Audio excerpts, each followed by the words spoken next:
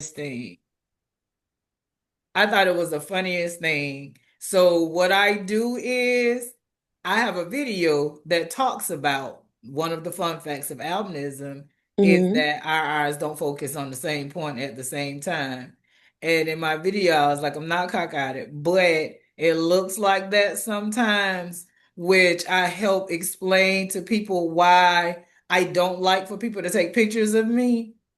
They like, you always taking selfies because on a selfie I can see where my eyes are focused. Yes. On a regular, what you got, I can't tell if my eyes are focused. And I was like, if you zoom in, you can see one of my eyes might be looking forward and the other one is It looking off might be in some looking, other yep. direction.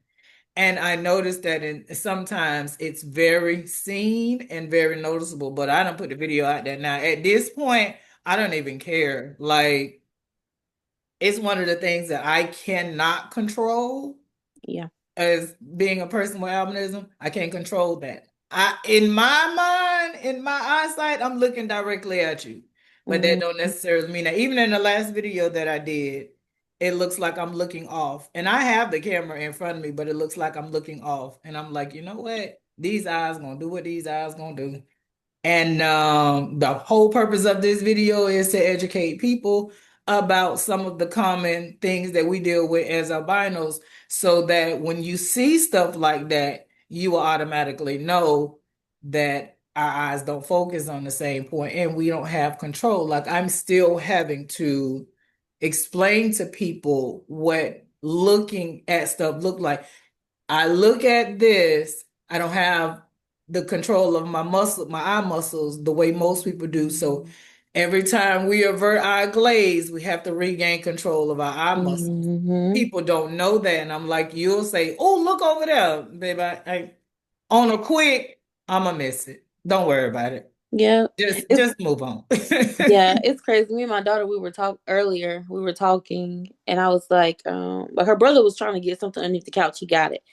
And I prayed that when I had my daughter, I prayed that her vision would be good. When I got pregnant with my son, I prayed that he would have good vision. So far, they both have great vision. And so my daughter was like, "Mommy, can you read the oh gosh, I don't forgot that quick. Oh, she was like, "Mommy, can you see the license plate from here?" And I was like, "Girl, no." I said, "But can you see it?" And she was like, "Yes, ma'am." And she read it out. And I'm just thankful to the Lord that my children so far have, their vision is pretty good. And my son, I mean, I know he's one, but I don't think he'll have a problem with his vision. But yeah, my daughter, every time she does her vision test, she she passes with flying colors, and she can see like like the very last, like she can see second to the last. I'm just like, dang, I wish I could. I can even see the last line with glasses. So Girl. yeah, The but great so thing about them is even if they don't have great vision, theirs can be corrected yeah, there's and gonna be. ours cannot, because both my kids wear glasses, but they are able to get corrected to 20/20 vision, where it's not gonna happen for me. Yeah, because I remember my doctor said, because the laser surgery, but he was like, really wouldn't be beneficial because we don't have any pigmentation in our eyes. No, so I was like, all right. Now here's the thing. I had it. So Yep. you had it and it Mhm. didn't. So my vision was 2200. I got it in 2004 because I wanted to see if it would improve my vision enough to drive in Florida. In Florida, you only need a 20/70 vision, and it did. So it will not improve it to 20/20 because we lack the pigmentation in our eyes. Mhm. But from 2200 to 20/70 is a far cry, and it improved my eyesight enough for me to be able to drive. Now, this is what's funny because I am a woman of faith and nothing is impossible with God. My Mhm. vision now is 20 when I got this surgery it was 20/70 in one eye, 20/60 in the other. I think my left eye is the stronger eye. Now it's 20/50 and 20/60. So the last time, and I have to go get my eye exams every time I have to renew my license because I have to get the clearance to say that my vision is not going to get any better with correction. And when I went there, my doctor said, the great thing about your eyesight is it won't get any worse. And that's the great thing. It won't get worse. But he did not know that I started with 20/60, 20/70. And so when I looked at the paper, it was 20/50, 20/60. So I said, Mm, what he didn't understand was that it was gradually getting better. Now, am I expecting 20/20? No. But I went from 2200 to 27, 2200 to 20/70. So it worked. It yeah. worked enough for me to get glasses. I'm not glasses. I still am supposed I don't wear glasses, but I'm supposed to. But only reading and driving. That's what my eye Hmm. doctor says. Yeah. But from my eye doctor that did not know where I came from, he was like, it won't get any worse, and that's the great thing. Yeah, but you don't know it's getting better. And I do I have these eye muscle exercises that I do that kind of Mm. help strengthen my focus. Okay. Yeah.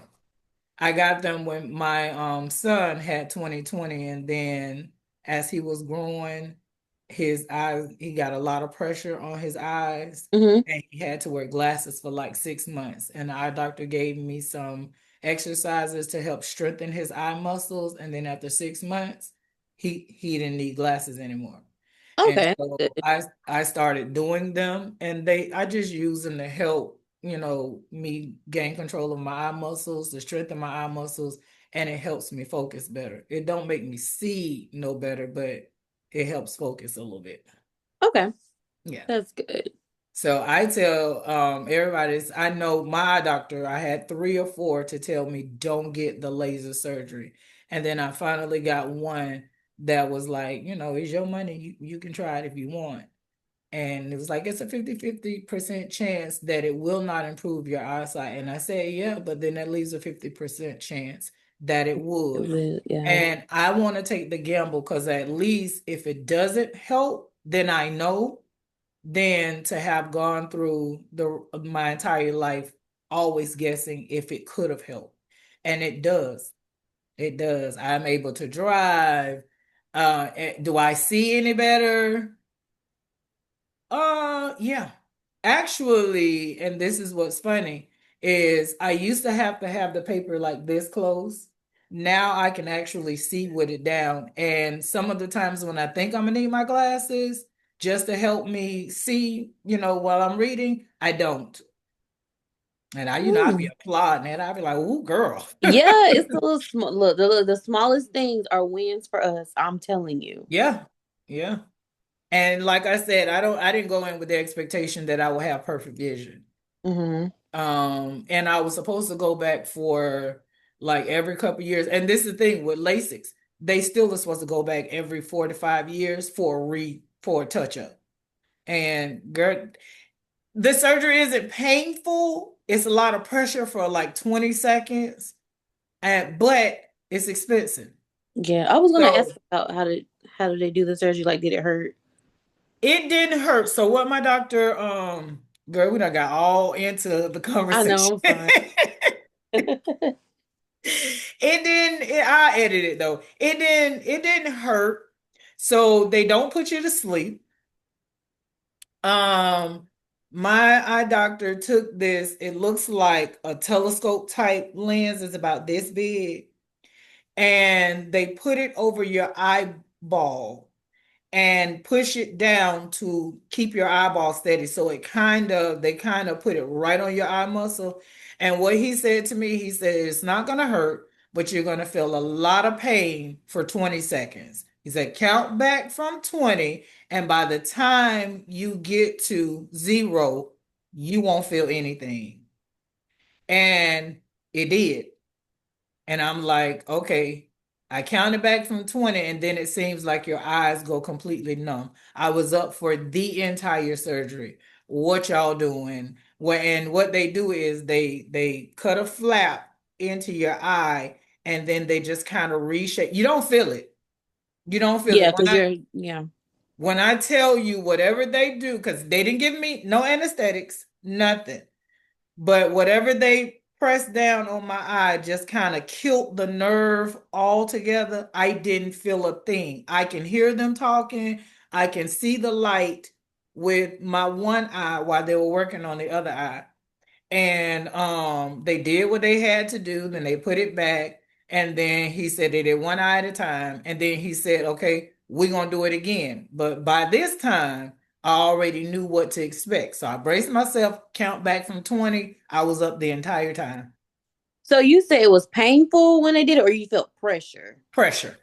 He Okay. says it's not going to hurt, but you're going to feel a lot of pressure for 20 seconds, and it Mhm. only took 20 seconds. That was it. And it was, he did one eye, then he did the other eye, and then the recovery didn't hurt either. Yeah, I was But gonna ask how then was recovery. they give you it's all, I call it Novocaine for the eye. So for I think 3 days I had to put this, it's called Tetacane, that you have Tetacane drops that you drop in your eye and it keeps your eyeballs numb. Hmm. For 3 days, like, your eyes move, you don't feel them anyway, so it didn't do anything but just keep it from hurting. And after about a week you're good because your eyes heal very fast, so it starts to repair itself in 24 hours. Okay. Oh, okay. Yeah. I may need to look into that, but yeah, I know it's expensive. Oh yeah. It's probably not as expensive now as it was then, and the technology might be a lot better. When I got it, it was new still. So it cost me $5,000. Mm. And it wasn't a lot of people doing them. But now it's, you can get LASIK surgery almost in the doctor's office. So it might not be as expensive then. And I got it on sale because when I got it, it was $5,000 per eye. But I did it during income tax time. And I did it because they had a sale going on where I got mine done, where it was half off, 20, 25, 24.99 per eye. And I, Okay. yeah, and that was in 2004. So it might not be as expensive now. Okay. But I mean, I tried it, it worked. It did what I needed it to do. Yeah, you were So able to drive, get your license. So. that's all I wanted. And even with that, I still have to go to the eye doctor and get them to sign a paper for the DMV saying that my eyes will not get any better than 20/70 with correction. And so Hmm. then I have the endorsement where I have to wear my glasses when I drive. Well, I'm supposed to wear my glasses when I drive, and then I'm not supposed to drive at night. And Okay. but that's only been in the last 5 years because I didn't have that before. But now my new doctor was like, I'm gonna tell him you can't drive at night. Do you drive at night? Yes, I drive at night. So you still Okay. be driving at night, I still drive at but night. not as much. Yeah. The Okay. older I get, the less I'm gonna drive at night. Hmm. But I still can drive at night. I've learned ways to do it. I don't drive on the inside lanes. I drive on the outside lanes where the flow of traffic, the lights coming this way is not hitting me directly in the Hmm. face. I drive on the outside lanes. And when I'm driving, I use the lines up against the median to kind of keep me steady. So Hmm. I'm looking at the lines. The lines would let me know that I'm in my correct lane. If I'm on the outside, I'm looking at the sidewalk. And that's how I stay in my lane, especially on roads where they need to repave and I can't see. And then if it's raining, I don't drive at night, period. I don't get Okay. on the road when it's raining because you can't see the lines all the time. And No, and that glare, just from being in the car with somebody who's yeah, driving and it's raining, it's that glare from the light. And don't let it be pitch black. It's awful. yeah, Yeah. yeah. And I try to drive in very lit areas. Hmm. So I try not to drive at, especially at night, I try not to drive in areas where there's not a lot of street lights. Hmm. I don't drive in my high beams because I think they blind me more than they blind the people. I don't drive with my high beams on, but I am dependent on the street lights. So if I'm going somewhere, I don't go new places at night. Here, Mm-hmm. don't do it. If I got to go somewhere at night that I've never been, then my husband is driving. I'm a passenger princess, babe. I'm getting in the passenger seat and you taking me. Yeah. If I don't know the rock, because where I know how to get in the light and in the dark. I know how many streets to go up. I know where to turn. Yeah. I know what to look for. I don't go new places at night. Do not. Yeah. No, I could agree with that. But I don't do that. I don't go. Well, I ain't gonna say that. I do go new places in the daytime.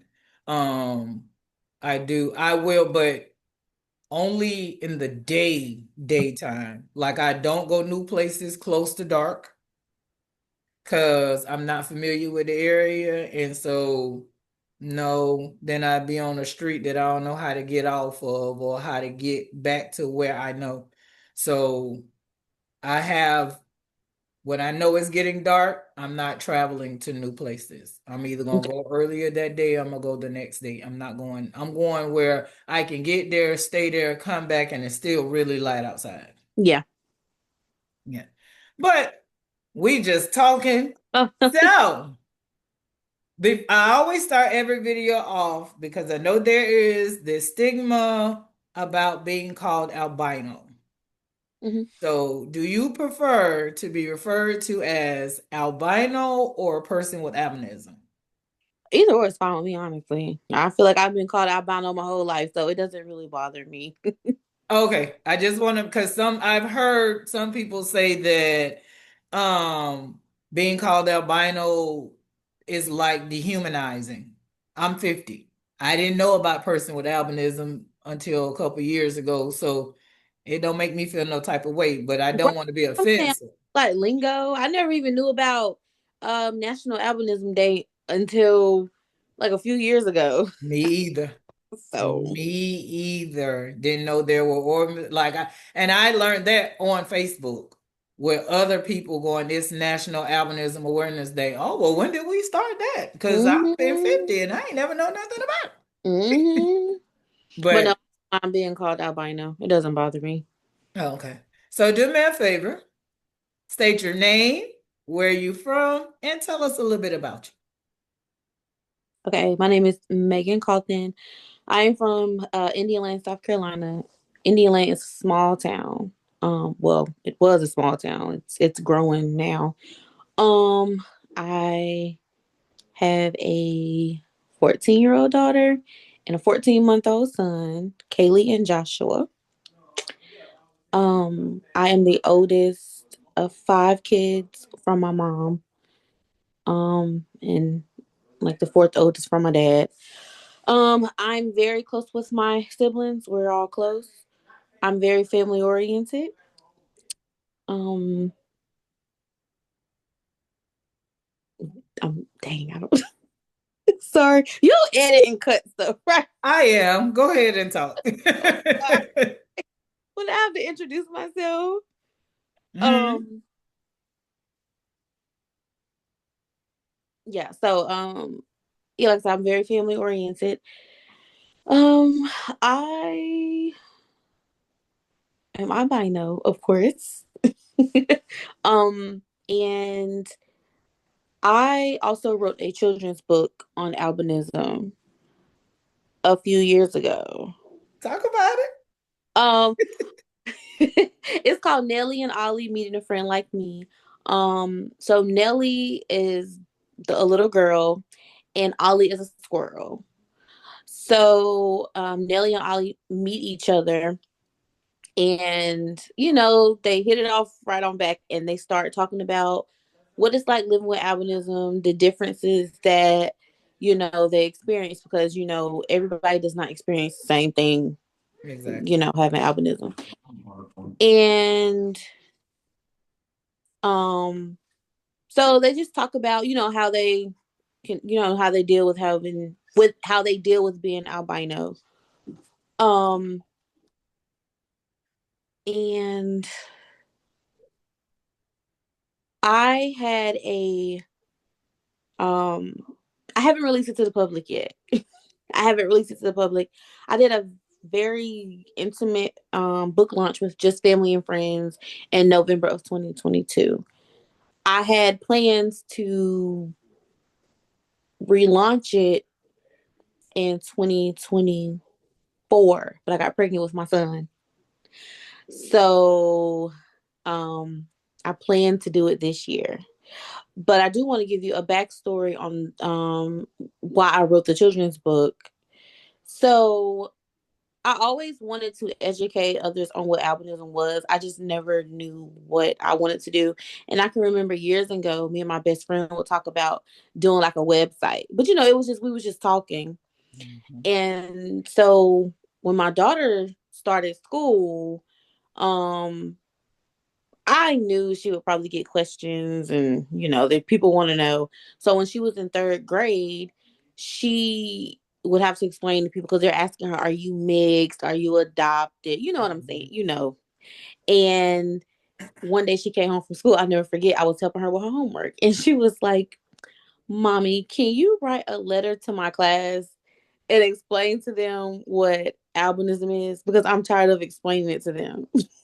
So I was like, okay. So I had, I was kind of thinking about a book, just wasn't sure how I was going to go about it. So when she said that to me, I was just like, you know what? I'll do something better. I'll write a book. So she really inspired me to just go ahead and write it. Um, and so I dedicated the book to my daughter, my mom, and my brother. My brother has albinism as well. My mom, she was a heavy advocate for me and my brother. She was just yeah, people stared at us. She would get mad. Like she would just be the person like going off on folks because she, Mhm. she was being mama bear, protecting her cubs. Mhm. And it would just make her so upset. And it would make us upset too. But as we got older, we were just like, Mom, you don't gotta carry on like that. Like it's fine. Like we don't care. Like we got to the point where we're like, it is what it is. But no, she did not like that. And my siblings don't like it either because I think people make smart comments and my siblings get upset. But we're just like, it's fine. Like they ain't putting their hands on us. They're just talking. It is what it Right. is. But they do not like it. Like I've had family members get into fights. Like my cousin used to get in fights at the skating rink because people were saying stuff about me and my brother. So it has been a lot. And I can remember my grandmother used to tell me stories when my mom had me. They found out they was like, oh, Phoebe don't have a white baby. That's the milkman baby. People saying all kind of stuff. Mhm. And my Mhm. grandma said a cousin came to the house and looked at me and told my grandma to look at her and look at him and look at me. And my grandma said some words to him and kicked him out her house. Cause you can't come to nobody's house disrespecting their grandchild. You right. You So it was a lot of stuff said, and and it was family. I feel like, yeah, you have some family that advocate for you, but then you got some like they just make little slip comments, and it's not necessary. right. And yeah, I don't like that. It's like like I said before, I already know I can't see. I don't need you reminding me that I can't see. Mhm. Yeah, I don't have to keep being reminded that I can't see. We all know that. A blind person know we can't see. Like, it's we know that. So but yes. So my children's book I know is all over the place. But yeah, my children's book, um, I plan to really get it out there. I have a message for everyone. And like I said, my mom was a heavy advocate for me and my brother. She passed away from cancer when I was 21. So my daughter was a year and a half. So I've had to, navigate life through, different hurdles and loops without her. But I finally got to a place to where like I'm ready to tell my story. Nice. Because, you and I both know, honey, we can tell we got stories for days. Yeah, and I love what you said that even though we both have albinism, our stories are not the same. No. It's not the same. We have some similarities, but our stories are not the same. Hmm. So, welcome. Glad I get to talk to a fellow author. Yes. So, as you know, I don't know if I told you before, but this video series is inspired by the children's book that I wrote, and it's called Hi, My Name Is, and I'm a Person with Albinism. And the purpose of me writing the book is just to give, like you get a lot of questions from people that just don't understand. And I'm not talking about the intricacies of albinism. I'm talking about like the basics, like the eye shaking and the low vision and the sensitivity to the sun. It's a lot of people that just don't understand that. And what made me write it, my pastor was the one that said you should write a children's book probably like 3 or 4 years ago. And I was like, I've been living with albinism like my whole life. And it's because it's so common for me, I'm like, what we need to know. Like I've been doing this. It's like asking black people what is it like to be black. I done been albino all of my life. So it's common to me. But then you get the questions and the oohs and ahs and oh my God, your eyes shake and oh, you see that over there? And I had to constantly say I can't see that far and constantly. So then I said, you know what? I know what my childhood was like growing up. And it was a lot of things that the teachers didn't know. Just the basic things that would have made my life just a little bit easier in Mhm. school and growing up if you just knew some of the basics. So my children's book is just explaining the basics so that nobody explained albinism to me. It was not very common, and the doctors were still learning about it when I was little. So some of the stuff in my children's book is just the common things Mhm.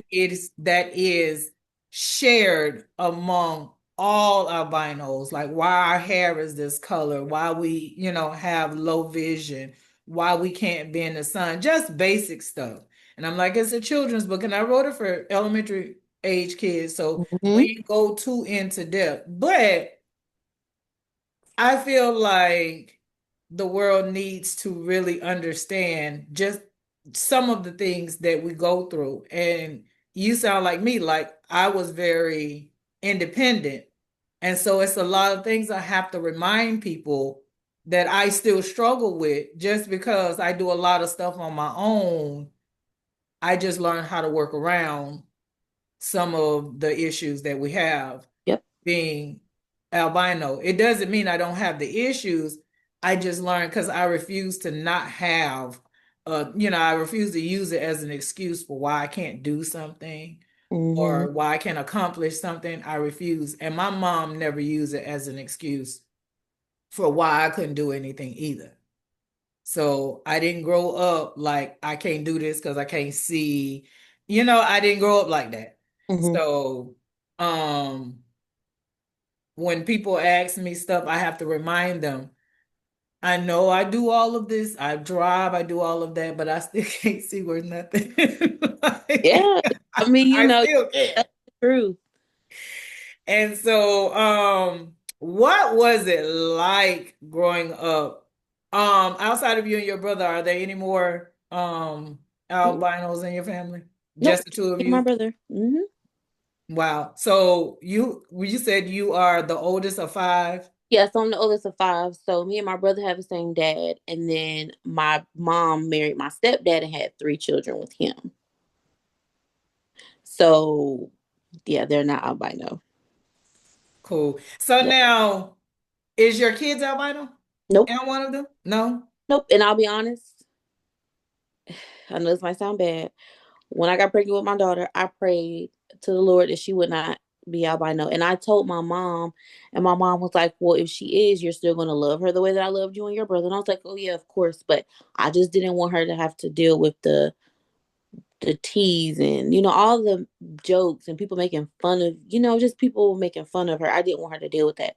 So I'm not gonna lie, when I had her, I didn't get the genetic testing because they said I could get like a testing to see, but Mhm. I was just like, I'll just see when I have her. But I ain't gonna lie, I was happy. She came out real light. She wasn't albino, and I'm not gonna lie, it was a little relief there. However, I still would have loved her the same. Oh, I mean, that don't sound bad either because I pray for the same thing. You did. I did. And I had people tell me that that wasn't that well, that's not nice. But when I was younger, I struggled with I didn't want to be albino when I was Mm, I didn't either. and so when when I was giving birth to my first son, I'm on the table and I'm getting ready to push and I can see his head and I stopped to ask, well, what color is his hair? And they was like, are you serious? Because if he had brown hair, because at the time I didn't know that albinos could have brown hair. So I'm like, if his hair is brown, then he not gonna be albino. And they was like, his hair is brown. Okay, we can continue on with the labor. I kid you not. And it's not that I didn't love being albino as a child. Mm-mm, I didn't. But as I got older, I loved it. But like you, I didn't want my kids to have to go through that. mm-mm. And I tell everybody now is it's one thing to be different. It's another thing to where your difference and it's visible and it can be seen. Yep. And I did not want my kids to go through the picking and all of that. I wasn't bullied because I had a lot of people around me who would fight for me like you did. But I was the only albino. I'm the only one in my family. I was the only one in my elementary school, in my middle school, in my high school, in my college. I was the Hmm. only one. And I don't care what anybody say, that did not make childhood beautiful. It didn't necessarily make it bad, but there are things that I went through as an albino that I did not want my kids to experience. Exactly. No, I understand. Yeah. And so I prayed that same prayer. God, please don't let him be albino.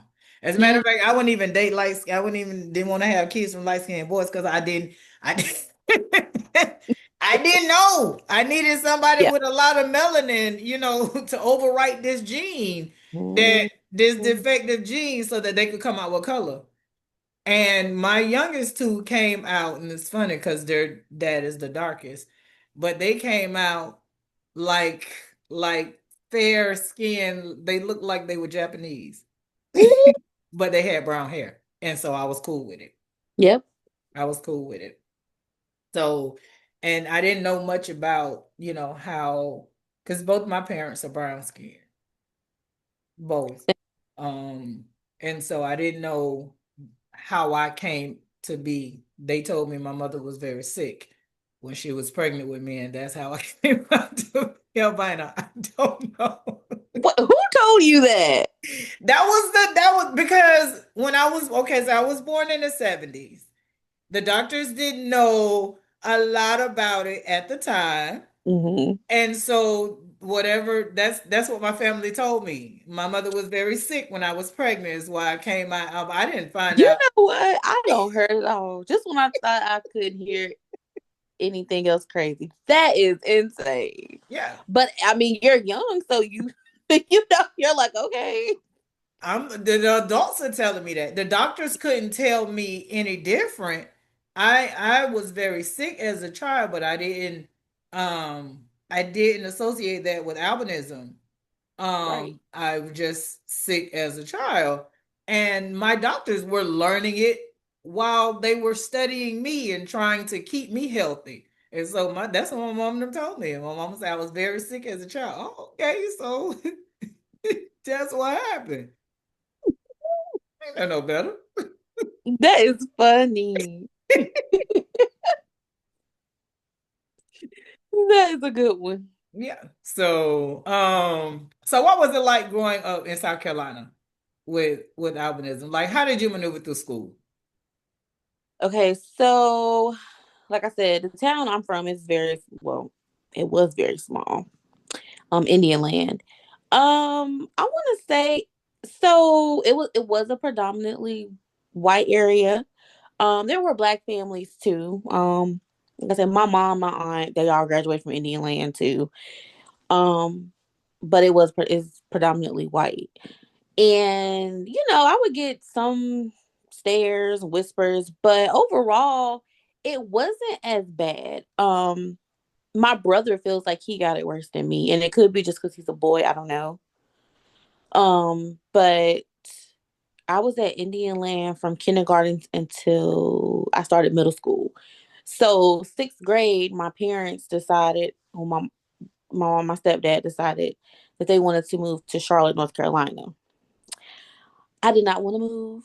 I did not. Like, I begged and pleaded, and I was like, "Can I please just stay with grandma and papa?" And my grandparents didn't want us leaving either. They was just like, "Yeah, they can stay here with us," but my mom was like, "No, my kids are coming with me." Mm-hmm.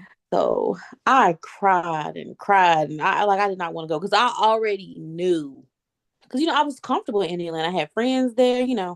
I already knew starting somewhere new. I was just I already knew I was gonna get teased. I already knew that.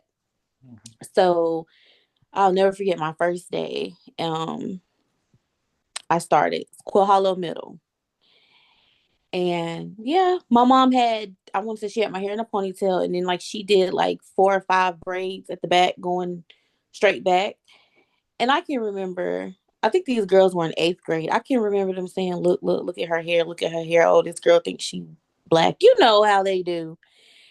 And at the time, like, I had low self esteem. Like, I was very quiet. Like, I didn't know nobody. And I'm the only albino there. Because my brother was in elementary. So, I'm the only albino. So the guys in class were just talking. Like, it got to the point to where, like, I didn't want to get up out of my seat unless, I had to switch classes.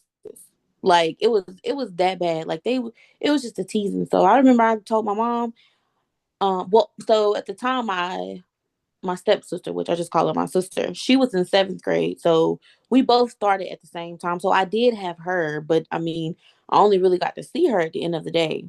Right. So I bet like that first week, I was like, "Mom, can I please just go back to Indian? Can I please just move with grandma and papa?" And she was like, "No." She was like, "Let's just give it a month. And if things are still this way, then we'll consider you going back to Indian land." So I was like, "Okay." That first month was hell. However, things just shifted. Like, everything got better. Um, the people that were teasing me, I say stop. I guess they was just like, well, she gonna be here. We just gonna be friends with her. So it's like I did become friends with those who did tease me, but I mean it is what it is. And they did apologize. They Mm-hmm. apologized. Nice. And that's how I met my best friend. She actually moved, um I wanna say like the she moved maybe a month after school started, and we just became really good friends, and we're still friends. What, 22 years later, we're still best friends. Nice. So I had her, and I met other friends. And so 6th, 7th, and 8th grade, like, I can say moving to Charlotte, it really got me out of my shell. And that was the school that we moved to. It was more, but I won't say predominantly black. It was more diverse. It was like a mixture of blacks and it was a mixture. It was different from coming from where I'm from and going to Charlotte. I don't know. You heard about Charlotte, North Carolina? It's a Yeah. Charlotte. It's Yeah. big. Yeah. So yeah, and I was mad at first when my mom made us move, but I think it was really good. I think it was really good for me and my brother because we got to see more. We were exposed to a lot more, not necessarily bad things, but we just got it was more cultural. I'll say that. Mm-hmm. And I got out of my shell. Because I used to walk with my head held down. I didn't want to, because I didn't want anybody looking at my face. And I feel like sometimes now I don't really, because my eyes move. So I'm just like, oh, I don't want to look nobody in their face because you don't know where my eyes gonna go. So, um, but it was good. However, I didn't want to start high school there. So my mom, she did let me move with my grandmother my freshman year of high school. So I got reunited with my friends. And I met new friends. And then eventually my mom and they just decided to move back to Indian land too. So I was back with my mom. Um, so high school wasn't that bad, and I think people were starting to become more educated on it because it was in the biology books and all that. So people Wow. were more aware of what it was, but still not fully understanding what it was 100%. So then when I graduated high school, I did go to an HBCU. That was different. Now I can say that was different. My mom didn't. But she dropped me off. She did not want to drop me off. My brother was like, please go back and pick her up. But I met some amazing people there. So, it just, I don't know. I will say it took for me moving to Charlotte to just really get out of my shell and just build that confidence. Knowing that, I'm beautiful, I'm unique. I have a voice. So, yeah, that really shaped me, who I am today. And I am an extrovert. And how people know me now, they probably would never have thought that I was just like introverted and just so shy because I'm not a shy person. Now I'm not. Um, and my mom, she used to speak life into me and my brother a lot. Don't be over here walking with your head held down. I better not see your head down no more. I'm gonna get on you. Like she would say stuff like Mhm. that. Do not walk like that. So, she really helped us too. And like I said, our family members, they weren't gonna let nobody bully us in front of them. Right. I would say that. And until this day, they are still that way. Even even my daughter, like I'm like, girl, you can't beat no grown person. But she just, she's just like, oh, they staring at you, or da da da. But I think she's gotten more used to it now too. It don't really bother her. But yeah, that's kind of pretty much sums up how growing up was, being a person with albinism. Um, and I'll say it's much better now that I'm older, but I still get the stares and the whispers, every now and then. And I know I confuse people because I change my hair a lot. So I know people Yes, be hella ma'am. confused. Don't you love that? Yes. I know people are confused. Well, what is she in? So I love that. I do love being able to do that. Yes, ma'am. So yeah, I feel like, it has its pros and cons. I think once you embrace it Yeah, and once you you embrace like it. this, yeah, this listen, because that was the one thing I love, baby. A different color hair, some makeup, baby. I could change ethnicities, baby. I Yes, was I white told my one day, I was black one day, I was Jamaican. You from the islands? Not a yeah, lick of yeah. patois, but yep. I told my aunt, I said, honey, I probably could play any ethnic What in a movie. is Depending the on how best? I have my hair, don't let Yes. it be curly, honey. I'm gonna look exotic. Yep. Ooh, be Puerto Rican one day. Mm, yeah, Yeah. So now when you, exactly. So that's why I said, like, we make it. I mean, at one point, and I I think can't this, hear you. you can hear me? You can hear me now? Now I can. Okay. I Yeah, think now I at can. one point we have to learn to embrace it because what can we do about it? Like, Nothing. um, when I was younger, I used to pray. I didn't want, I used to pray that I grow up, wake up one day and be brown skinned. That never happened. Yeah, I asked my mom if she could pay me brown. Say that again, because you broke up just real quick. Uh-oh, I think you froze. If she could paint me brown. How was she gonna do that? I don't know. I was like, Mom, can you just please paint me brown? Yeah, I want to be painted brown. I want it to look like my family. Hmm. I understand that. And I couldn't tan. So now I'm gonna Yo, ask yeah, you a because we'll question. burn. Oh, We'll burn if we so tan. yeah, and people always say you should get a tan. Baby, if I could get a tan, you would have never known I was this light. I'd have stayed tan Right. when I was younger. You'd have never knew that I'd have stayed tan. I'd always been out there sunbathing. I did sunbathe once when I was 15 and I got burnt lobster red. Oh, I got burnt real good. But so now, as an adult, how do you navigate through life with albinism?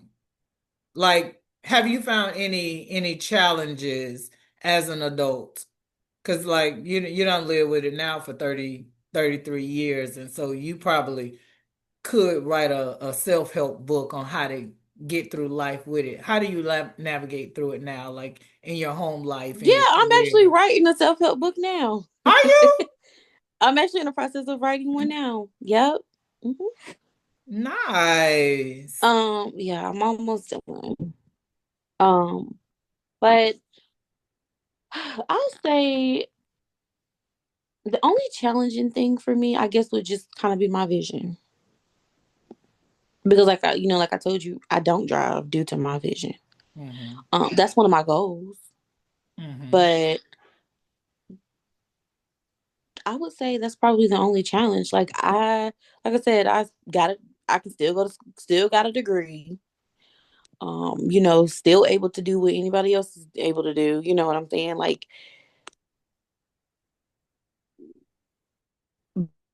being albino does not necessarily define who I am. I still can do the things that I want to do. Clock it. Yeah. Go Yeah. ahead. But they say clock it. My daughter be doing that Clock clocking. I'm it. like, girl, like, right. It doesn't define who I am. So, I embrace it. And even though I can't see, there are ways to work around not being able to see. Say that again. But Yeah. like I said, my goal is to eventually get my license. I pray that I'm able to do that.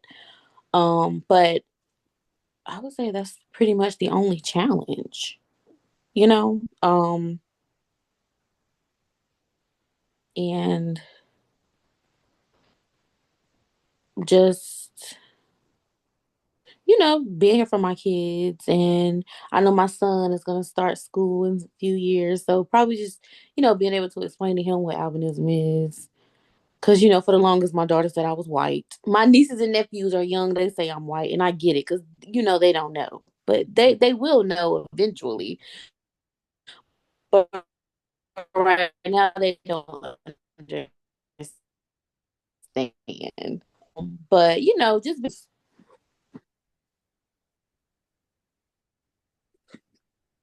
Did I did freeze? we go out again? Yeah. Can you hear me? I can hear you. Yeah, a little bit. Yeah. Okay. Um, so now I'm gonna ask you a question because I just want to get a glimpse of your world. So what was dating like as a person with albinism for you? Oh, dating wasn't really that bad. Wasn't really that bad. Um, I got some crazy questions. We got some crazy questions. That's all I I can say. I don't know if I need to say it on here, but when I say I've gotten some crazy questions, like wood. I've got some crazy questions like what color? Like, are your nipples? What is it like down there? Or like, I've gotten some crazy questions, and of course, those are the people that I will not talk to. Because why you up here asking stupid questions like that? Um, yeah, I've gotten some. These men, boys, whatever they say, anything. Or I've never had none of that albino. Oh, that never gets old. And I'm just like, yeah, you never will. And Because you why are right, you talking like this? right. Oh That my is gosh. not enticing to be like, oh, you got to try it. No, no, get out my face. Yeah, like what? So yeah, it would just be it would just be crazy saying crazy stuff. But then I would get some like, oh, I like your look or whatever. Like I think it's cool. But I don't think dating it wasn't that bad. And when I was younger, I did like, would I ever be able to get a boyfriend? Like, because you think stuff like that. But I don't think I've ever really been able to not get a boyfriend. It's just they said some wild stuff. Yeah. Dating wasn't I don't think it was that bad. Yeah, I don't think it wasn't that bad. Um, yeah. What was your boyfriend, your husband? What was his first perception of you? Did y'all ever talk about it? Yeah. So when I was younger, honey, in my prime, around 23 years old, honey, I had a Coke bottle figure. Come on So with it now. I don't put on some weight. It's still there, but I gotta lose a little bit of this weight. But when we first met, well, so we met through my sister at the time and her friend. And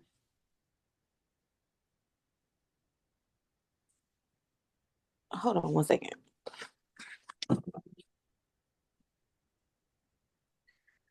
I'm going to my daughter room right quick.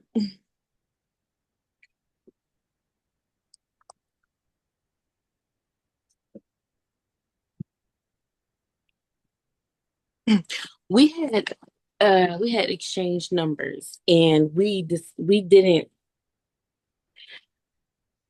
want to exchange pictures just yet. We just wanted to wait till we met each other in person. But I had to let him know that I was albino Mhm. because I don't know.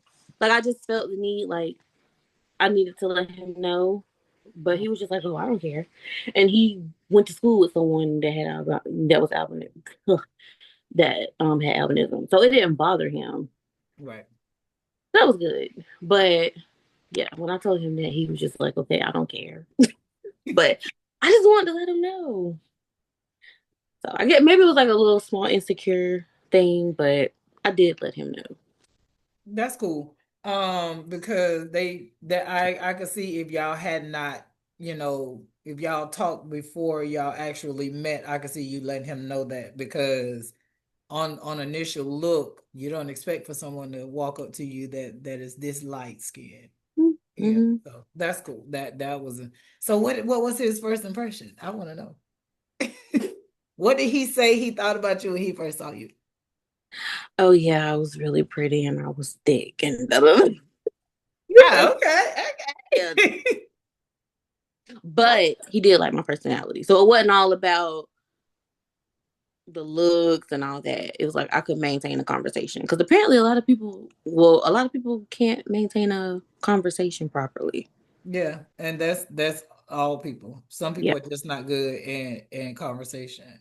Mm-hmm. Yeah, I understand that because if everybody that I've ever met, if I don't talk to you hardly, if you can't maintain a conversation, like Yeah, and if you're you just just got to be able to flow with it. yeah, don't force it. And then the also please use correct. Just spell out your words. Like we're too old to be spelling stuff. Mm. You just say spell out your words. If you having a conversation with me and you just not spelling out all your words, because I feel like if you're asking somebody what are they doing, why are you saying WHTUDOI? If they use DOIN, okay, that's fine. But the WHT is crazy to me. And the YU, if you're just gonna do that, you might as well just put the O in there too. I Mm-mm, don't understand. mm-mm. So how long have y'all been together? We have been together since 2015. Oh, okay. That's been 11 years. Yeah, Cool. That's nice. yeah. So yeah. But yeah, first impression was good. And like I said, we really had a nice conversation. And it wasn't like sexual, like it was just it flowed. Like we just had a really good conversation, a really pretty good, strong connection. And that's what's important. Mm-hmm. Yeah. So Mm-hmm. And but yeah, I'm about to get back in this gym. So listen, I done said that for the last 3 years I have a gym membership that I paid for 3 years, but I haven't been back to the gym yet. yeah. Um, I need to get back to the Me gym. too. Me too. Me too. I need to get back to the gym. But my husband is very touchy-feely, and it's hard to get back to the gym when he still is very much enamored with I done been big, I done been small, and his appetite hasn't changed. And so I'd be like, stop. Like it's hard to get back in the gym. Yeah, like oh, these love handles going somewhere, but that I guess they see you beautiful inside and out. But Right. if anything, I want to lose the weight, health wise, Yeah. for my health and stuff. So I just want to lose about 40 pounds, and I'll be okay. Oh, okay. About 40 or 50 pounds.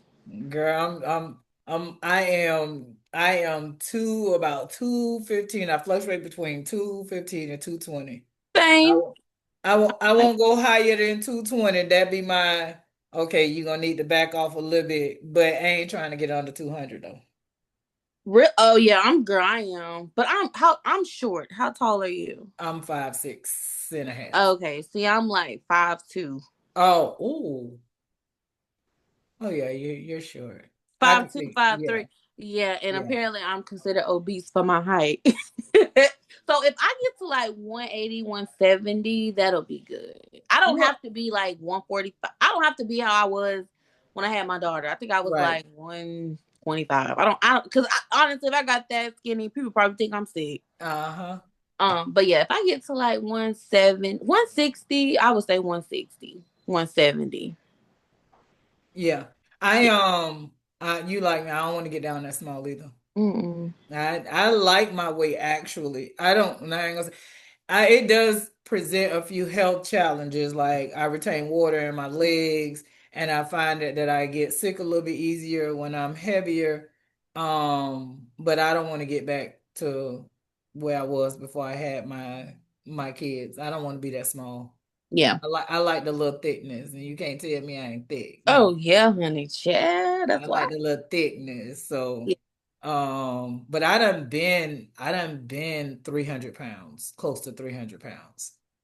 Mm. Um, and I came down and I just kind of maintained between try and stay between 200 and 220. I just try to stay in between them. I ain't trying to That's go not lower bad. than 200. I definitely when I get over 220, then I start getting sick and then I can feel it. You can feel it in your body like I'm tired. I start retaining water in my legs. My legs and feet start falling asleep for no reason, and it's just a lot of ailments that seem to come when I get that high. So I try to stay in between now. Mm-hmm. I try to stay around 215, but sometimes, you know, I have to do a little bit more pushaways. And Yeah. but other than that, so now I'm gonna ask you this. Um, I forgot what I was gonna ask you now. What's your profession? What do you do for a living? You said you went to Oh yeah. college. What did Um, you get your degree in? I'm in the healthcare field. So healthcare administration, um, medical office assistant. And I originally went to school to be a lawyer, and that changed. Why? I really don't know. I don't know. I want to be a lawyer ever since I was a little girl, and then I don't know. I just didn't want to do it anymore. Oh, I understand that. Yeah. I understand that. I went to school to be a teacher, and I was in the classroom, I think, for maybe 3 months. And I was like, I didn't even graduate, but I got to sit in the classroom. No, this ain't for me. Being with these kids every day is not gonna be what And I'm. I went back and forth because I still do that now. Like sometimes I'll be like, maybe I should go to school and to be a teacher. Because sometimes I'm like, maybe I'll be wanting to be a teacher, Mhm. but these kids, the way they are built nowadays, yeah, it's to disrespect. And yeah, no. No. Mm-mm. Yeah. Uh-uh. It was either that or social work. And honestly, I have been thinking about social work. But I've been thinking about a lot of stuff, just going back to school for social work or hospitality. Um, Do the degree that you have now will can you like take some of that into social work or is it some of the classes, yeah. Oh, okay. Hmm. I just keep going back and forth because it's like, do I want to go? Do I want to be a social worker and then have to see all that stuff? I feel like if I was to do that, I wouldn't leave work at work. I would bring work home because I'd be too worried about what the kids got going on. So yeah. So what do you do like now? So I am a caseworker for Medicaid. And then prior to that, I was um an insurance fees analyst for a dental company. So just dibbling dabbling in a lot of like different healthcare things. So how do you like healthcare? I love healthcare. However, I kind of want to get away from it a little bit. Being an author, I feel like it has kind of expanded my mindset on a lot of things, Mm-hmm. and I wouldn't mind being an author full time. And there are other things that I do want to do as well. I love coordinating things, not decorating. I can decorate, but I'd rather somebody else do it. I like to coordinate. So I have been thinking about doing some project coordinating, like different events and stuff. I've been praying on it. It's something that I have been thinking about for a while now. And I think that's the route that I might want to take. No, that's the route that I am going to take. Okay. Ain't no might in it because I don't pray and I think, it's for me. So, this authorship, um, coordination, just wherever God leads me. But I feel like, he'll never lead me where he doesn't want me to be. Right. And I feel like he's slowly leading me out of the healthcare field. But I have a passion and desire for the helping profession. And I also feel like I don't necessarily have to be in healthcare for that. I mean, just being able to like us writing our books and, me working on a self-help book, I'm still going to be helping Mm-hmm. people. I want to be impactful. I want to be able to tell my story. So, Nice. So now I'm gonna have to get you back on here after you don't finish writing that book, honey. yes, Yeah, ma'am. I'm gonna have to get you back on here. So before we go, because we done been talking for over an hour. We have been. But yeah, but it's been good because I don't get the opportunity here in Florida to meet and talk to other albinos. Hmm. So I've seen a couple in public and they kind of don't want to talk to you sometimes. And so But I don't know why. Like, maybe do you think they're just shy and nervous, or they're, sometimes I think that's what it is. I have a different look on like being approached in public because I'm not an extrovert. I'm not an introvert, but at the same time, I because I'm so used to being the center of attention that it doesn't bother me to be approached, and I feel like if you have a question about albinism, the best way to learn is to ask. And, I don't have a problem, but and it could be that they're shy. But, sometimes I feel like if I see somebody that's like me, then I might be a little bit more open. And some of the albinos that I encounter in South Florida are not. And I could ask and be like what it is, but they like really introvertish. yeah, And I'm not gonna say, they're mean. They just are really not approachable. yeah. Yeah. So Honestly, I'll say this: my brother lives in Arizona, and um, when he comes home to visit, I love it because it's just something about when people see me and him both together. When he mhm. came home over the summer, we went out to eat with our family and friends, and I'm telling you, the amount of stares me and him both got. I mean, we still get stares, but it's like when we're together, it's just like I don't know. I love it. It's like when we're together, people are just I don't. It don't make me feel bad. It's like I love it. I'm like, dang, you need to move back because I ain't going to Arizona. It's too hot. But Oh, I don't girl. know. It's like because me and him are never together. Because I mean, he's been in Arizona since my mom passed, 2013. So it's like when he come home, like we're getting together and we're getting with our other siblings and cousins and stuff. But it's like I don't know when we're together. I don't know. It's like I thrive off, and it might sound crazy, but it's just like yeah, there's two of us. Yeah. So and I Yeah. love it now.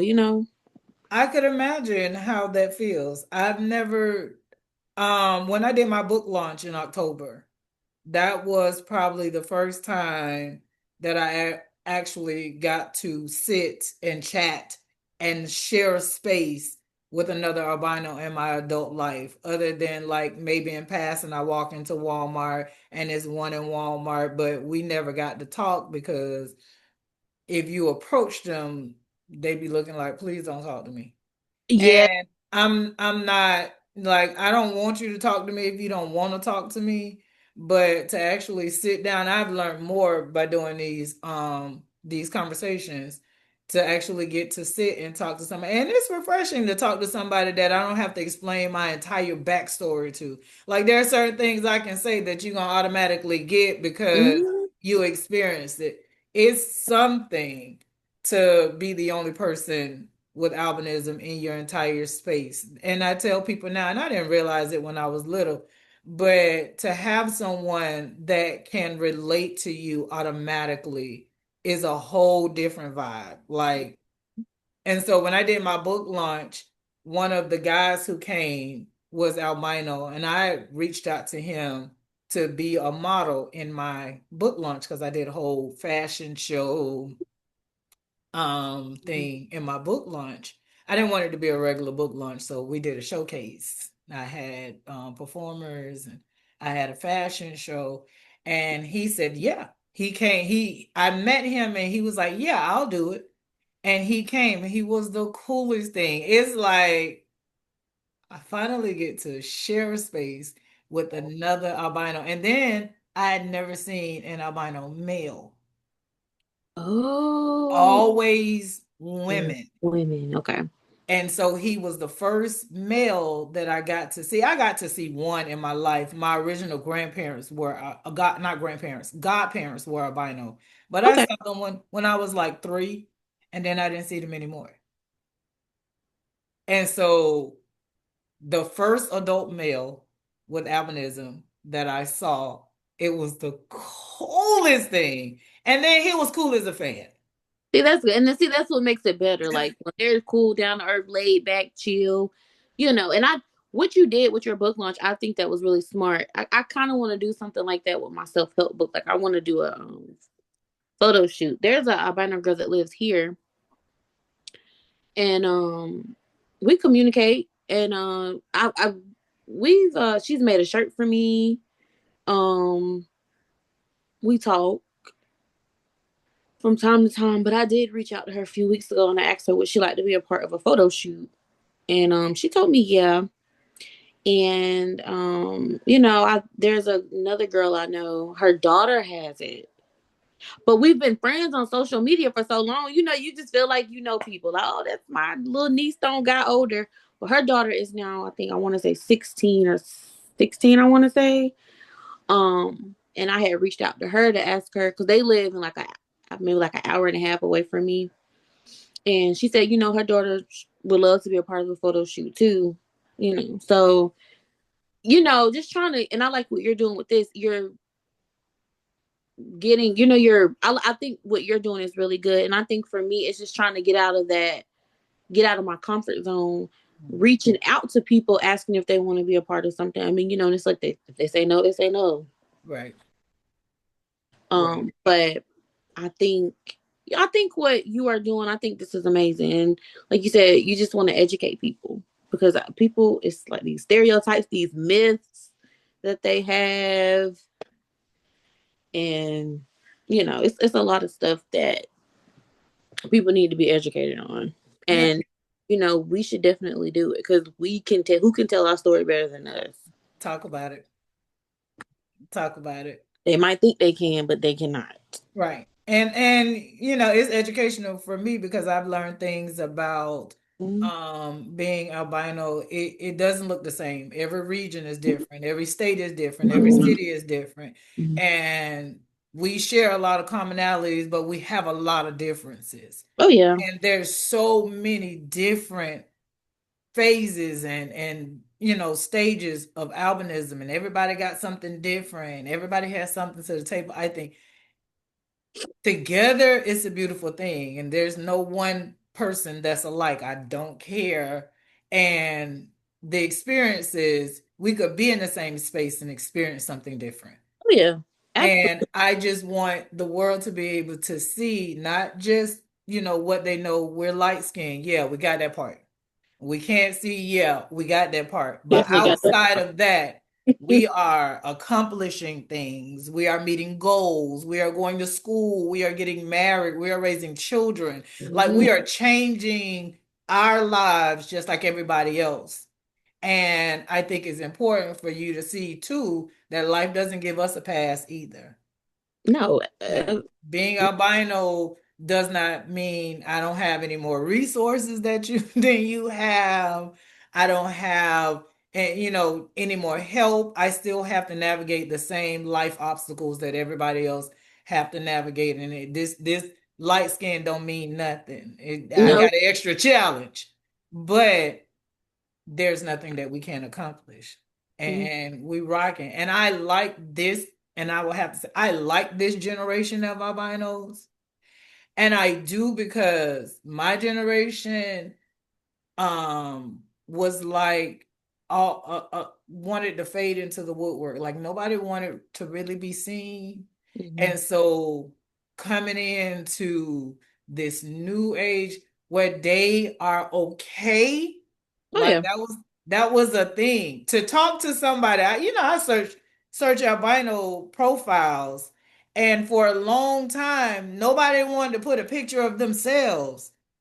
You got flowers and trees, and I'm like, where's the albinos that like to take Oh pictures, no, baby? honey. I'm post my picture. I might take 50 million before I pick the right one, but honey, you gonna see me. Right. And it was I talked to probably like 2000, like 2003, 2004. I had a lot of friends on Facebook that were albino. And I'm like, where's your pictures? Like, I can't be the only one that like to take pictures. I love taking pictures, as a matter of fact. I do too. Yeah. So I'm like, but this new age, like I see a lot more that they have pictures, and like I'm looking at the pages going, oh, she cute. Oh, she cute. Oh, I like her hair. Oh, this is cute. It wasn't like that when I was growing up. Hmm.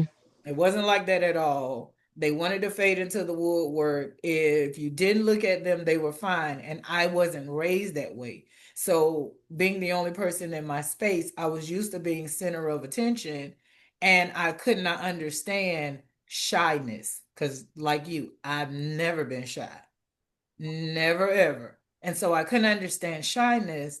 And even though there were a lot of issues that I had to deal with being albino, I couldn't understand fading into the woodwork and not being seen and not being heard, or, you know, not taking my place. I didn't understand that. Yeah. So I was looking on social media for people who was okay being in the spotlight all the time, that wasn't shying away and trying to, you know, wishing that they could just vanish. I don't understand that aspect of it. And so to talk to somebody that is just as confident, or to even understand somebody who want to fade into the woodwork, is why I'm doing this, because it's a lot about this that I don't know. There's a lot of perspectives that I don't have, that I don't understand, Hmm. and I want to learn more about them, but also in a way that other people can as well. Yeah. Yeah. No, So I agree. I looked at your pictures and I was like, oh, Ah! and you're confident with who you are. Hmm. And so I like that. I gravitate to albinos that ain't trying to. I just wish nobody would talk to me. No, talk to me. Yeah. Like, talk Not, to not me. Yeah, and I'm like, well, how do you expect for people to learn who you are if you're not putting yourself out there? But like you said, it's a lot of are shy. Like I said, I was once that shy, but I was a little girl. I outgrew that because there's no way I would be where I am today if I was just stuck in that bubble. Right. Like there's just no way. Mm-mm. So yeah, we just have to learn to embrace it, and just speak positivity into ourselves. Positive affirmations. Just I'm beautiful. I'm unique. I can be whoever I want to be, and I think that is important. And I do that with my daughter. Like she what's the new word they use? I'm T. Like she be. See, I'm mhm. like, girl, please. And I'm like, I don't want her talking like that, but it's like she knows she pretty. Like she So, at that age, I was still 13, 14. I'm still in my shell. I'm not like, Mhm. oh yeah, I'm cute. I'm cute. I never did that. So I'm glad that she can, do that for herself. But I'm like, don't be conceited, Kaylee. And I know she's not being conceited, but I've always taught her, speak life into yourself. You know that you're beautiful. She knows this. So, but honey, sometimes I'm like, girl, you taking a little too far.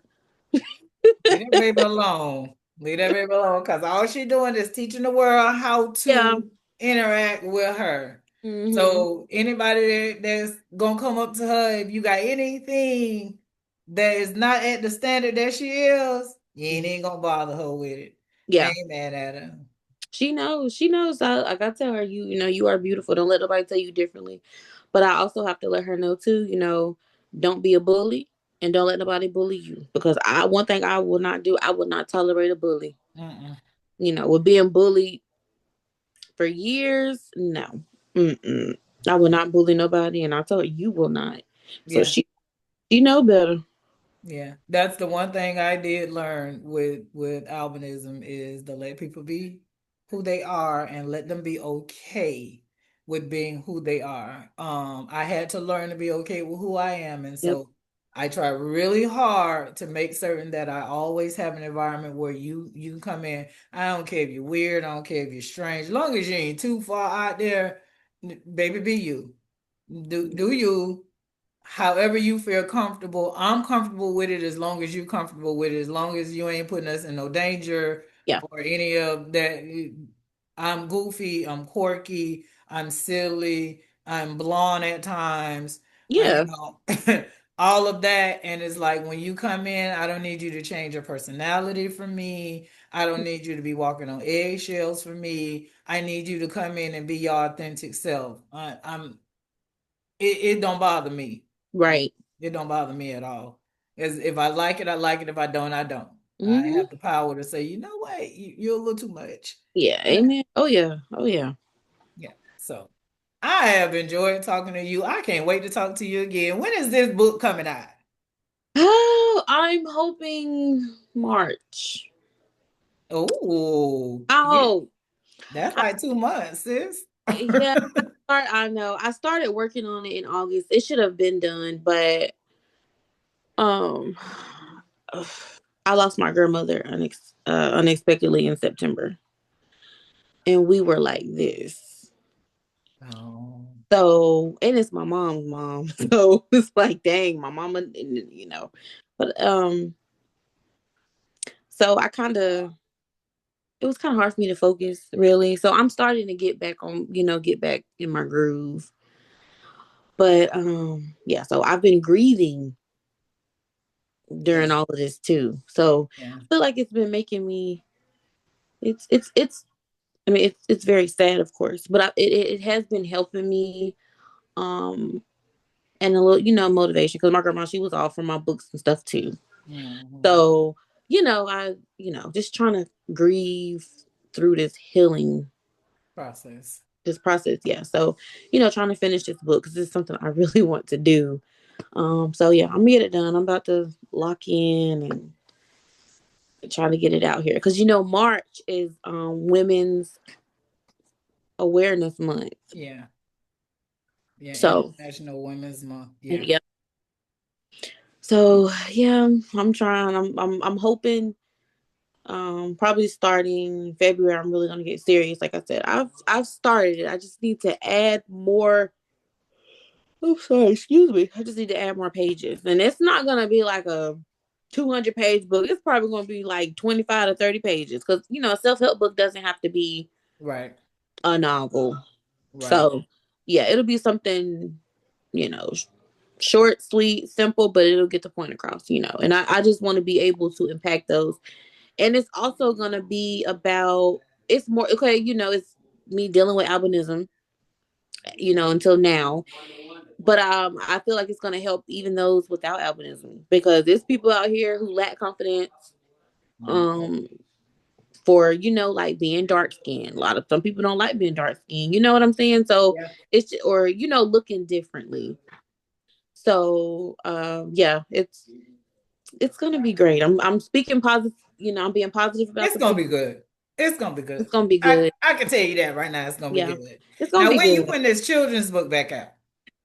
Oh, you just Yeah, girl, you yeah, just put me on the spot. I So am. I plan to do that this not this month.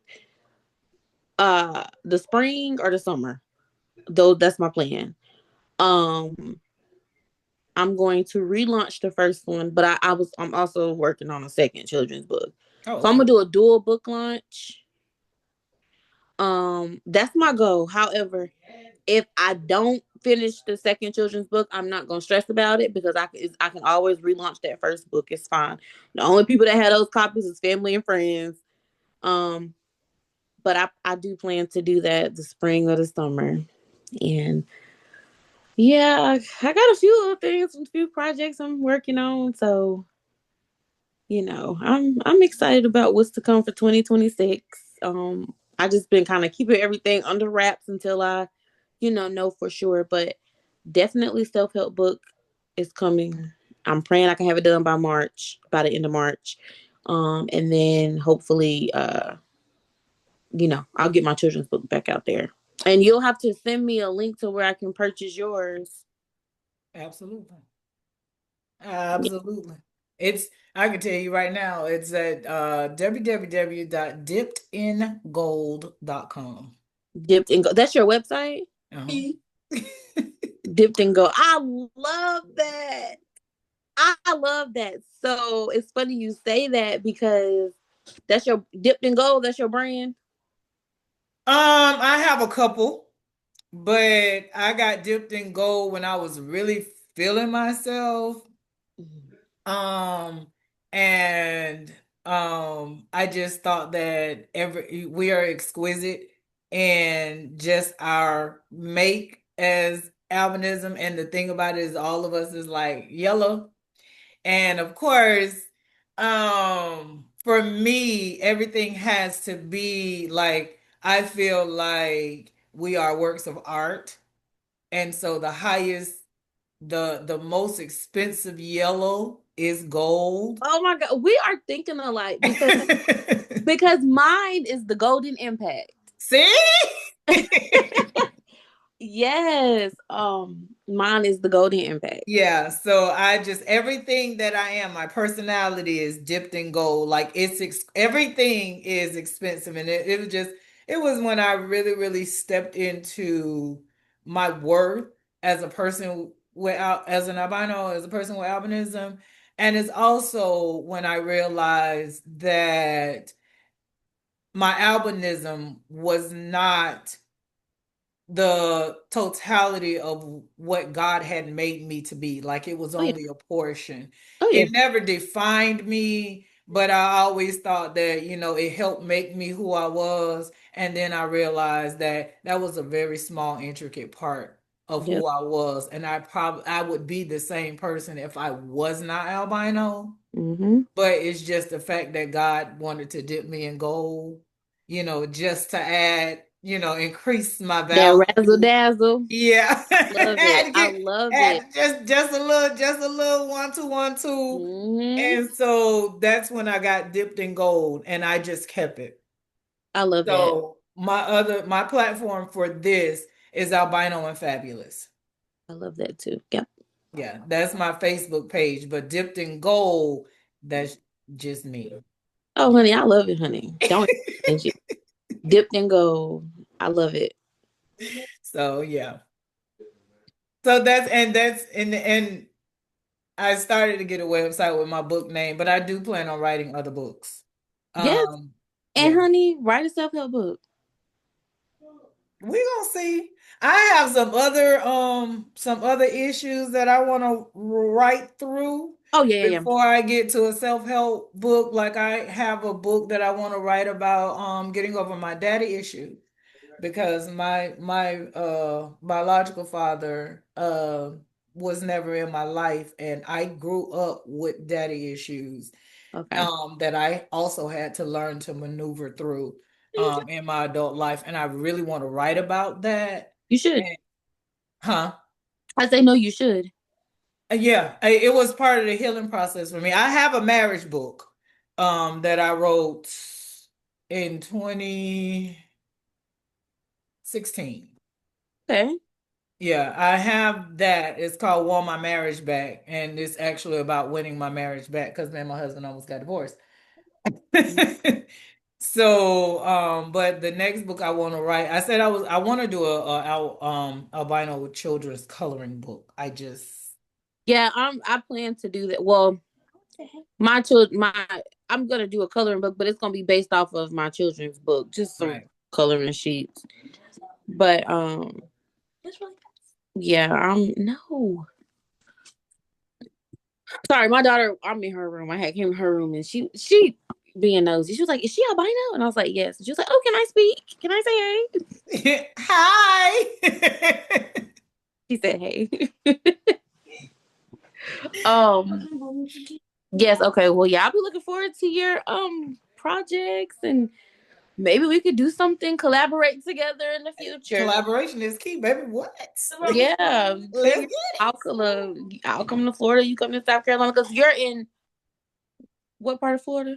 South Florida, Fort You're Lauderdale, in right okay. next to Miami.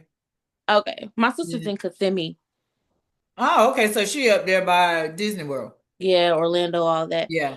Because we went to see her last May.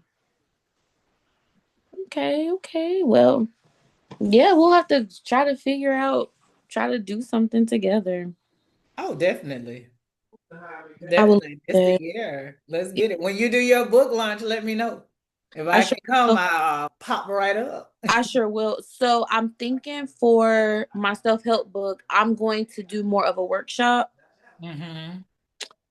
Um, but I don't know when I'm gonna do that. My children's book, I am going. It's going. So, like I said, when I did my one, the intimate one, family and friends, it really was just that. This time, it's going to be catered towards the kids. I plan to have activities and Nice. all that good stuff. So it'll be more, interactive play for the kids, and then I'll do a reading. So yes, I will keep you posted. Yeah, there's some exciting things happening this year. Oh, I'm excited for you. Yeah, I'm excited for you too, girl. Honey, get your book out there. I'm excited. I'm excited. I'm going to in the next year. I said I was going to do it this year, but I haven't started it yet, so it probably won't be this year. I want to do an albino fashion show.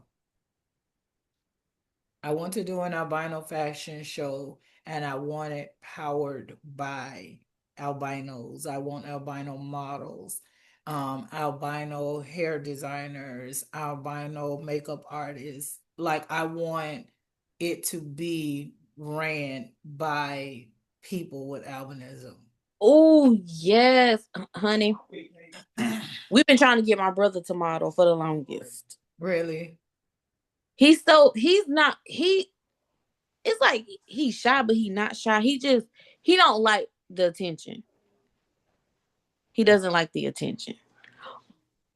But if you do that fashion show, I'm gonna do it. if I've been you wanting to want do us, it for years. you should do it, honey. Yep. What they say, don't let stuff just be a thought. Go ahead and do it. Mhm. But yes, I think that's a wonderful idea, a fashion show. And you want it, okay, I get you want everything to be done by albinos. And honey, there are albino makeup artists out here, I hairdressers, know. they all out here.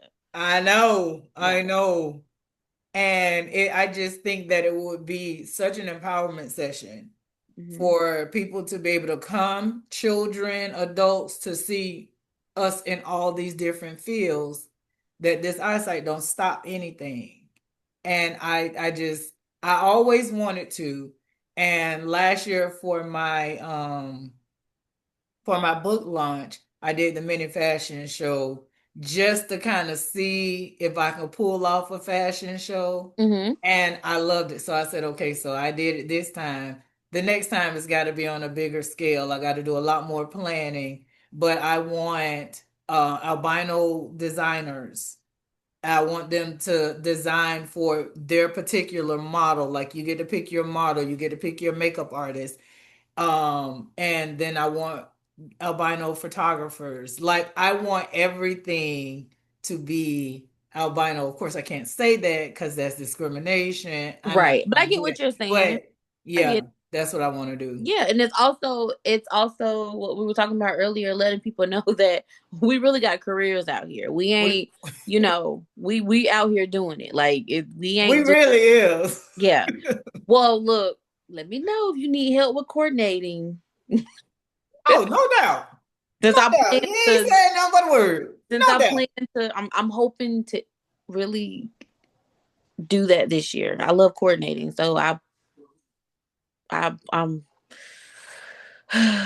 that's I really want to start that within the next 2 to 3 months. Okay. No doubt. No doubt. I will So if definitely. you want any help, if you want any help with help planning, coordinating, I won't overdo it because it's your vision. But if I could help with just the logistics or making things flow, I would be down for that. Oh, I will most definitely. See, I'm not, I know that the vision is bigger than me already because Hmm. I don't know how to do any of it. So I'm gonna be learning from ground zero, Hmm. but it's something that's been on my heart to do for years. And so I'm at that age now where I want to see some of my dreams. I Yeah. want to touch some of them. Oh yeah. Yeah. So I know I'm going to do it, and I know it. I'm starting from scratch. Like I don't have no experience in the fashion world Oh, me and the either. makeup world, in photography. I dabble with graphics a little bit, but that's about it. That's about all. Hmm. So when I do start it, I am looking for people who could bring their expertise because I don't feel like I have to have all the answers. Yes, it's my vision, but that doesn't mean that God is not going to send me people who know how to work their part. Like I Hmm. know it is God made us to coincide with each other. Hmm. We're here to help one another. So I would not be like, oh, it's my vision. I have all the answers. I don't have all the answers. So I'll be looking for people like you who know how to organize and coordinate. Yeah. Come on in and I can give you the vision. You can tell me how to lay it out, and then I can give it to somebody else and they can tell me how to do the photo shoot for it and how to organize. Oh yeah. Oh yeah. Because I'm not that person. Well, hopefully I'll be an expert by then. You ain't even got to be an expert. If you know more than I do, you will be the expert in the room. And what we don't know, we can learn together. Yeah, But that's then true. I don't have a problem bringing somebody else that could teach us. So I can learn a little bit. You can learn a little bit from me. I can learn. Hey, it'll I work. love learning. I Me do love too. learning from other people. I'm very teachable, adaptable, coachable, all that. Me So too. yeah. Me too. And I love learning, especially new stuff. Hmm. Ooh, child. So we done been on here for about 2 hours. So This has been fun. this has been. Thank you so much for taking the time to just sit and have a conversation with me. Oh yeah, thank you for reaching out. I I'm wasn't part of it. going to at first What? because it's is Facebook, is social media outside of interaction on a post or two. Like, I don't know how people are about meeting new people. Yeah. And, I sent it out to a lot of people. I had some people that didn't respond. I had some people that say yes. And I was like really excited because you were one of the first ones to say, yes, I do it. But, you always have that. dealing with people that you don't know. You don't know me. I don't know you. You don't know if this going to be some foolishness or not. But the fact that you took a chance, I was like, if I want to get this done, I'm gonna have to put myself out there Mm-hmm. and get what I get. Like you said, you're gonna say no, you're gonna say no. But some people did say yeah, and I've learned some, really, really good stuff just by having conversations. Mm-hmm. But, dealing with albinism, rejection is one of those things that you have to maneuver. Yeah. And so it's always one of those things that comes up first before you step over that with the courage to move forward. And, Mm-hmm. that's not something that I can say that I have conquered the fear of rejection. No, it's Yeah, still I haven't either. situation by situation basis. And so everybody that I sent out to that said yes, I was like, oh my God, you like really want me to do this, huh? Like they really said yes. Mm-hmm. So I thank you for saying yes Oh, and taking the time out to talk to me, for allowing me the opportunity to come into your world, your space, and to get to know you a little bit better. This has been an amazing conversation. yeah, it And I has was been. excited. I was actually excited to talk to you You was. because, yeah, because the first person I talked to, real shy. And once we got the interview good, then he kind of got into it, but he was really shy at the beginning. And I was like, I can't wait to talk to somebody who's not afraid to talk, Oh yeah. because that's a different conversation. Yeah, nah, I Like ain't gonna be afraid to talk. I asked you some questions, but I ain't asked you the questions that I had written down because it was just good conversation, and I Yeah. didn't feel like I had to push the conversation. Just talk, and Mm-hmm. that's what I wanted. Yeah, you wanted to be very conversational, which is what you stated, Mhm. when you reached out. So yeah. Yeah, but you say interview, for lack of a better word, people think it's really formal, and I don't want it to be formal. I want them to see us in our natural state. I'm not formal. I'm goofy for the most part. I Mm-hmm. don't take anything too serious, and I want people to see that side of albinism and Mm-hmm. not just what you can Google, because Yeah. Google will have you Google have too much. It be doing too much. Just no. too much. It is not even that right there. Right. And so, thank you very much. Oh, you're I'm welcome. And going when thank I you. edit the video, because I am going to edit it. When I edit it, I'm going to send you a link so that you can look at it before it actually is published. And then I'm also going to publish it. So send me a picture of you so that I did a interview Saturday with a girl from Nigeria. And Ooh. so, yeah, that was a good interview. Okay. That was a good interview. It was more of an education. I learned a lot.